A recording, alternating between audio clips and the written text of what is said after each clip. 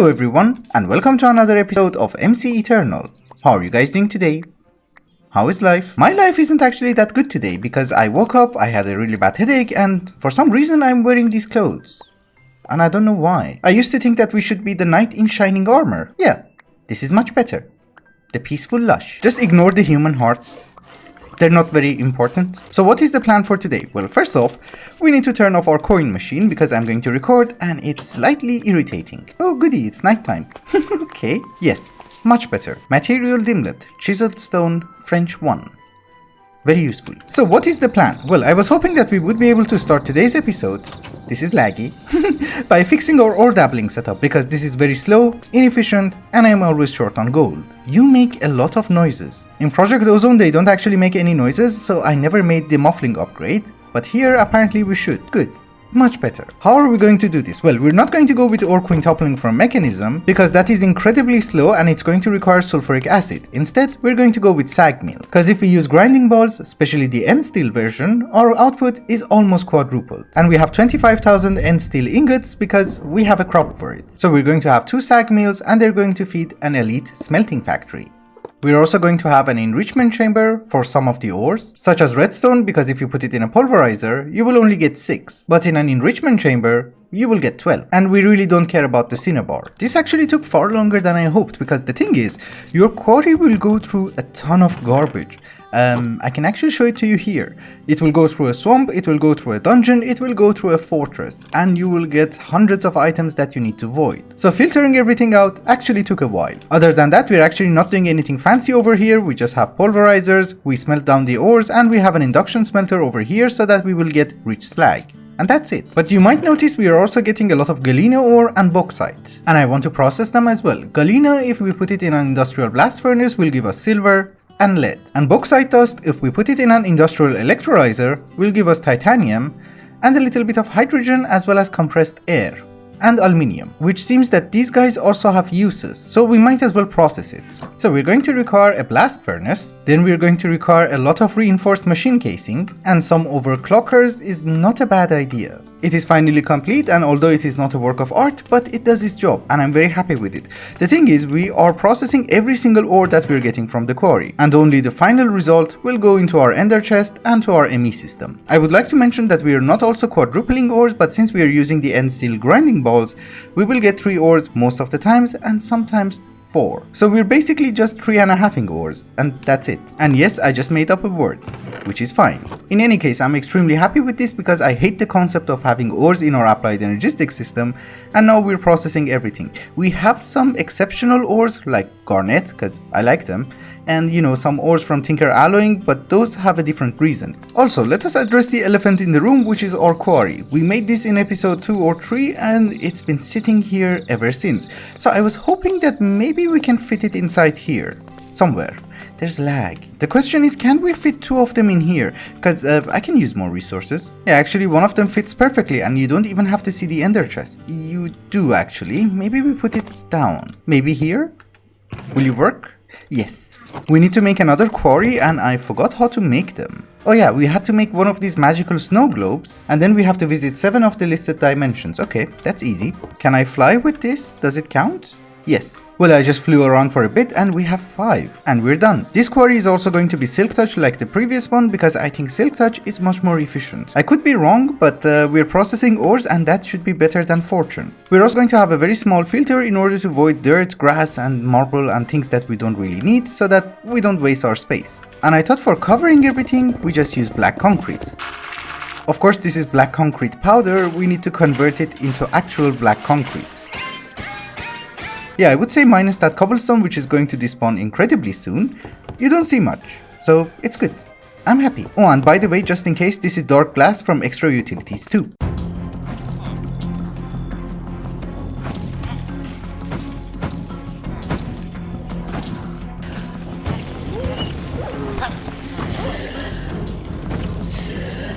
Another very important problem that I want to address today is these garden cloches that we have over here, and I have a feeling that these guys are causing a lot of unnecessary lag. The problem is, I actually need the crops, so we cannot just dismantle them and throw them away, so we need to find the solution, and I was hoping that we can use compact machines. There's also dimensional doors, but I don't know how to use them, so we're gonna use compact machines. Not that I'm also incredible with compact machines, but I think this one is easier to figure out. I think we are going to need 4 projectors and 1 shrinking device. In our stupid base, it's incredibly difficult to find a flat area which has not been used, which is perfectly fine. We can do it in the village. If I remember this correctly, if I put 1 projector down and then shift right click on it, it will tell me where I can put the next projectors. And now it's telling me where to put the other 2. Good. It would have been amazing if it would have kept that stupid marker for more than 3 seconds. Yeah, okay, it's over there. Yeah, I should lower it by 1 block. Okay. Yes. Much better. We need to craft some of these compact machine walls, and I have to just put a block of iron, add redstone, and drop redstone? No. Do I have to throw it from here? Oh yeah, okay. So each time it's going to give me 16, we are going to need the big one, which is going to require 98. So this could take a while. You know, I just realized you don't have to put it into the center, you can put it anywhere you want. Can you make 2 at the same time? No, I do understand that I said we're going to need only 98, but the thing is we might need more than 1 compact machine, so I'm just making more. It has to be 5 by 5, a block of emerald in the middle, we remove U, and then we make the cube. And then if I throw a pearl, we will get a compact machine. One day, maybe, please? There's a rift, I'm not very happy. Yes! We have it. You know, there is a rat over there and we never tamed one. Do you like me? This is cheese. You might like it. Do you want me to go away? Are you stuck? He's eating it. What the? What is this? Did he just poop? I think he was shot by one of the turrets. Hello? What are you doing here? I was trying to say that this part is not rocket science. All I have to do is to just tear them down and reassemble them in a compact machine. And that's it. And I just noticed that will destroy the seeds. Uh-oh. Now I have no idea which ones we had. Okay, we had End Steel, Dark Steel, Vibrant Alloy, Obsidian for some reason, and Grains of Infinity. Let's not do anything stupid this time. We remove the seeds, then we break them. And again, just out of curiosity, do we still have lag? Yes. I transferred every single garden clutch that we had into a compact machine, and that should help us a little bit with lag, cause technically this is another dimension. This is nothing too fancy or complicated, but the thing is some of the resources we do not get it from our quarry, so we have to have some sort of a mystical agriculture crop for it. For instance, over here I have iridite, cobalt, nether quartz, platinum, and glowstone, which we don't actually get it from our quarry. There are also some ingots which are a pain to craft and they take a lot of time, so I added star metal, electrical steel, Indirium, End Steel, Dark Steel, and Vibrant Alloy. And the last one is just to make Insanium. As long as the compact machine itself is in a place where it is chunk loaded, every machine that you see here should work. And I just put it in our garbage room over here. Also, if you guys remember, a few episodes ago I developed a very bad habit of opening loot boxes. And unfortunately the crates that we had over here were not enough, so I had to add a modular storage from RF Tools. And this is the result of my addiction. We are incredibly rich, so I might have gone through like, I don't know, 1000 loot boxes? But the best part is, one of the rewards was a Gorgon from Ice and Fire, which is an incredibly rare mob. For those of you who don't know, if you look at a Gorgon, you will be turned into stone. And this is why they're very rare, cause they cannot find a husband. But there was an item from Ice and Fire called Blindfold, and if you wear this, you can look at her without being turned into stone. The problem is, the recipe doesn't work. We get bound leather from improved backpacks. Nice. I'm not exactly sure that if she turns us into stone, we will get our grave back or not, and we might lose all of our items. So I'm going to wear this garbage armor, and then we're going to spawn her. Okay, I don't have anything on me. We're not gonna look at her eyes. We're just going to spawn her in here and try to capture her. That went well. Oh, actually, I'm in ghostly shape, so she cannot see me. Ah, she's a boss. Okay, we're not looking. I'm not looking. Where are you? It's incredibly difficult to find something that you cannot look at. We have her. Yes. Okay, on a positive note, we will get our grave back. And that used to be me. Can we spawn more than one? Probably not, because she has 65,000 health. Don't judge me, but I was opening some loot crates and I think we have another Gorgon. Very good. And I got a creative storage upgrade. Nice. So now that we have... Oh my goodness, I spawned her in my base. I was going to say that now that we have 2 Gorgons, maybe we should fight one of them. That was not very wise. She's stuck somewhere. I'm not looking at you. Oh, you're in the door. Nice. Yeah, she is stuck in the wall. Do we kill her? Do we let her out? Oh, this one has only 10,000 health. Okay, so the other one was a boss. I'm not looking. I'm not looking. Why are you being friendly? 6,000 health left. 3,000. And she's dead. Yes. Yeah, we put you over here. Field stabilized.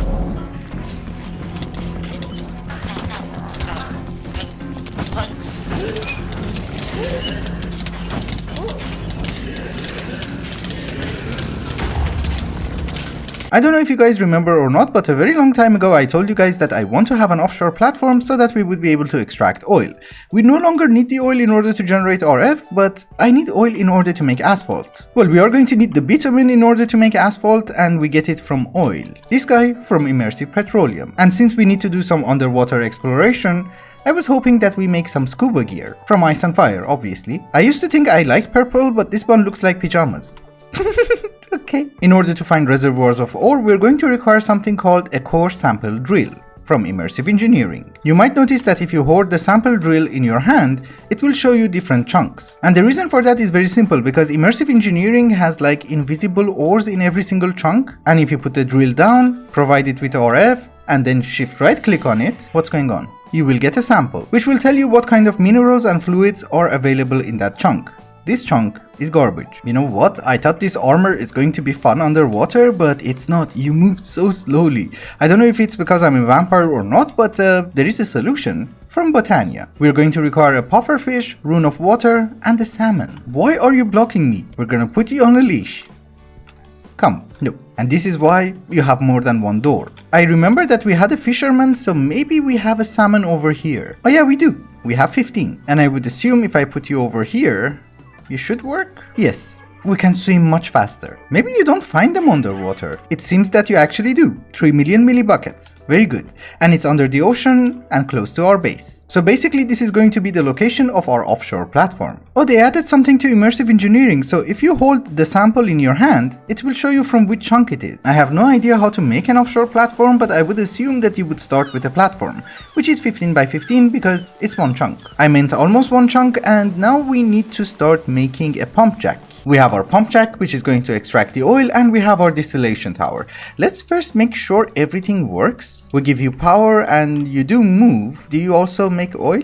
Yes, we're getting oil. And if we give you power as well? Oh, the texture changed. It's heating up. We're getting gasoline, diesel, and lubricant. Very useful. And we are also getting bitumen from here. Okay, very good. You know, for the moment I'm going to put a crate over here so that we don't waste the bitumen.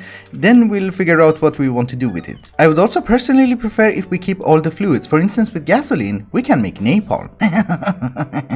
The question is, how do we want to do that? We can use tanks from immersive engineering, and although they look very cool, they only hold 512 buckets, which is obviously not going to be enough. It's 1/6 of the entire reservoir. Immersive engineering tanks are not the best, but they look the best. So I decided to use them anyway, and whenever they're full, we can just use a drum. But now that we're getting gasoline, I was thinking that maybe we should come up with a method of transportation between our offshore platform and our base over there. You know, obviously we can fly, but you know. And since we have immersive petroleum in this mod pack, there is something called a motorboat, which is going to require gasoline in order to function. And it's not even expensive. Apparently we can use a bucket, but a jerry can looks really nice. How do we add the fuel? Ah, okay, that was easy. Can I go? It has a propeller. This is nice. So it seems that we can also add a lot of upgrades. Let's try to make them all. We're going to have a reinforced hull. It makes it fire resistant. Icebreaker destroys ice and harms mobs. We live right next to a desert, but you never know. Expanded fuel tank, rudders, and emergency paddles. And I think you have to apply them in your engineer's workbench. Do I have to pick and choose? Yeah, it seems that you can only apply 3 upgrades. Okay, well, we have rudders and it's incredibly easy to maneuver. I like that. So obviously we are also going to require a docking station with some ladders which we are never going to use. So we can just come here, get out of the boat, and climb the ladder. Can you place down a jerry can? No. Okay, that's a mess. For the moment we are done with this offshore platform, but we are going to add more to it later on. For instance, we are also going to process napalm, and I'm going to add a roof, and I don't know, we try to make it look nice. But there was a crazy lag, and suddenly our reactor turned off. And I have no idea why, because we have plenty of fuel. everywhere, look. Anyway, I did make 5 more ultimate induction cells, that's 1 trillion RF, and we just add them over here. So at this very moment we have a capacity of almost 4 trillion RF, which is very good. This guy is also charged up, and this time we're also going to run this at a fuel injection rate of 14, and it's back online. Very good. I think with a fuel injection rate of 14 we should reach 1 million RF. Hello. Well, at this speed, I think we're going to exceed 1 million RF. This is almost 940,000 RF. Anyhow, what has me worried is this. We're outputting something between 150,000 to 300,000 RF per tick. And it fluctuates by 150,000 every half a second. So I'm extremely confused. Which is perfectly okay because this modpack is slightly laggy anyways and we have to deal with it. What is happening to me? I need to sleep. We feel your presence.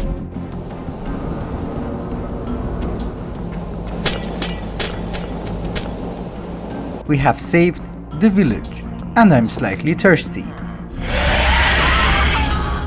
Also, since the village has been infested, we might as well clean it up. I'm so pretty. We have a slight problem. Someone is attacking my villagers.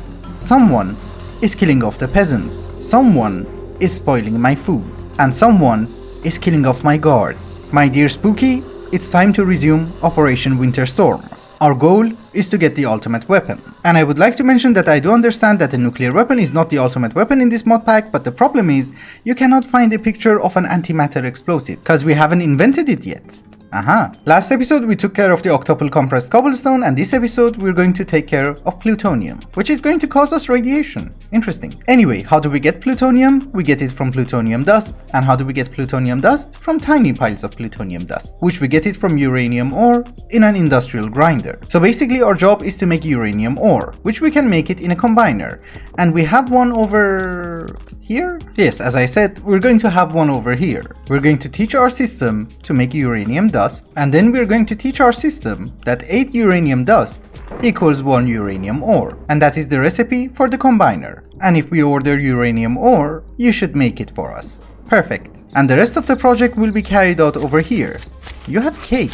And this is my favorite place because there's no lag and there's constant sounds of explosions. I did say that we took care of octuple compressed cobblestone, but do we have one? No. You are septuple compressed cobblestone. And the next one is octuple compressed cobblestone. Okay. We have one, but believe me, it's been a while. Making this industrial grinder is a grind. I thought under our bunker over here we're going to require a very small area in order to work, and we have a slight problem. So many trolls, which is perfectly fine. We're just gonna torch it up.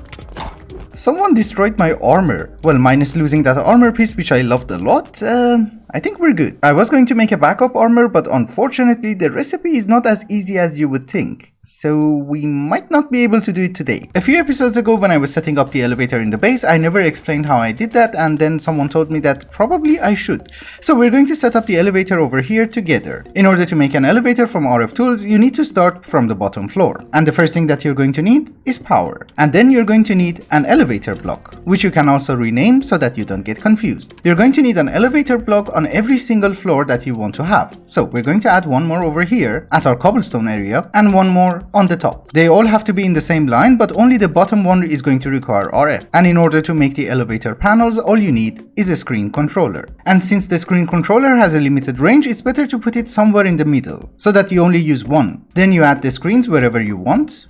Not like that. Today is not my day.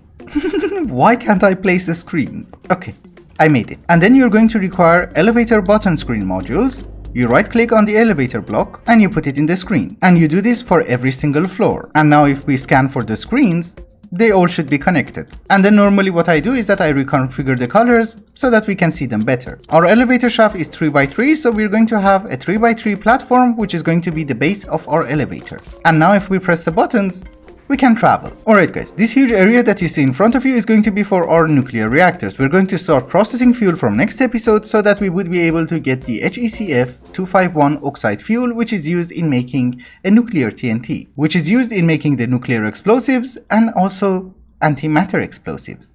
Aha. And since this is going to be our reactor area, I was thinking that we would be able to use asphalt for the floor and the combination of these blocks that you see in front of you in order to decorate the walls and make pathways. We're also going to have a walkway over here, and most of our machines will be on this floor, the reactors will be on the bottom floor. So if I remember correctly, an industrial grinder from Tech Reborn is a multi-block structure. Yes. So this industrial grinder is also going to require water, which I did not know, and obviously power. So if I give you uranium ore, you don't work.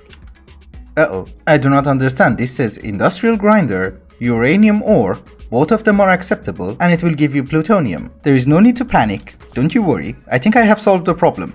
This is not the input slot, this is the input slot. So if we put a uranium ore in here, it will process it, and we will get plutonium. Then we are going to extract that plutonium into a sequential fabricator, which is going to make us plutonium dust. The simplest method of converting this plutonium dust into plutonium ingot, which is something that we're going to need, is to use an arc furnace from Immersive Engineering, which is a multi-block structure.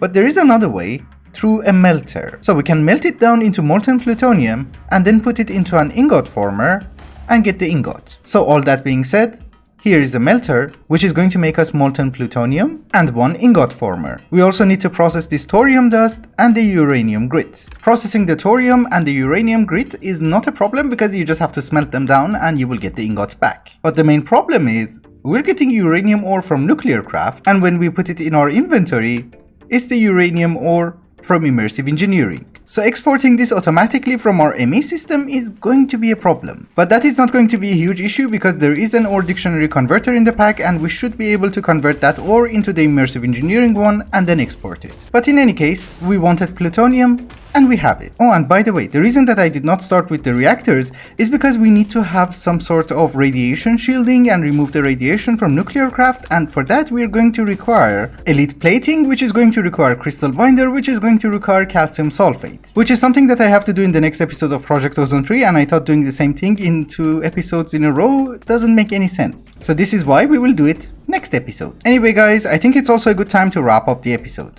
Thank you so much for watching, and I hope you enjoyed it. Till the next one, bye bye.